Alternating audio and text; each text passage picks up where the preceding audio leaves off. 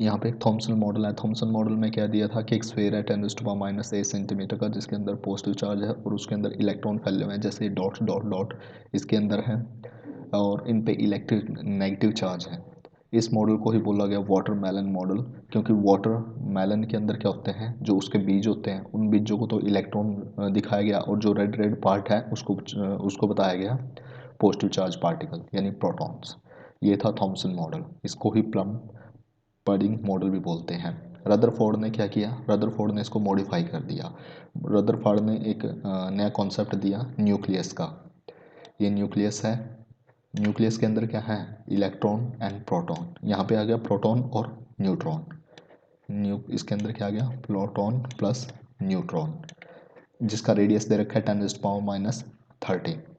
अब इसके चारों तरफ इलेक्ट्रॉन घूम रहे हैं, electron are revolving around it, जैसे कि हमारे सोलर सिस्टम के अंदर होते हैं। तो रदरफोर्ड मॉडल को हम अपने सोलर सिस्टम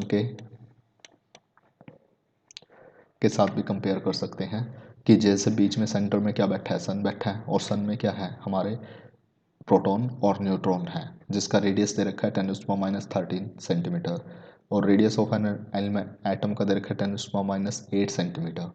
जबकि हमारा जो सन तो यहाँ बैठा है, लेकिन सारे के सारे इसके चारों तरफ घूम रहे हैं, और जैसे जैसे बढ़ते चले जाते हैं इसका रेडियस बढ़ता चला जाता है। तो जैसे यहाँ पे प्लैनेट्स घूम रहे हैं, ऐसे ही न्यूक्लियस के अराउंड, न्यूक्लियस में क्या है, सारे का सारा मास है, प्रोटॉन और न्यूट्रॉन सारे के सारे हमारे यहाँ पे सेंटर के अंदर हैं, जैसे सन है।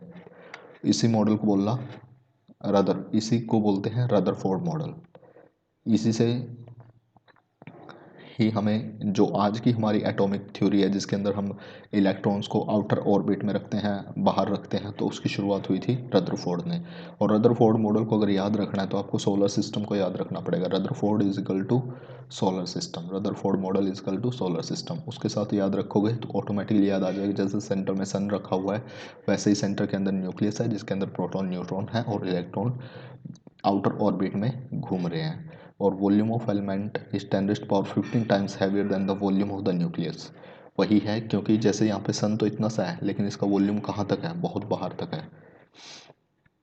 ये सोलर सिस्टम को सेंटर में लेके एक्सप्लेन किया गया, इस वजह से ये बहुत ही इजी मॉडल था, और इसको हम आज भी यूज़ करते हैं, Rutherford model of an atom.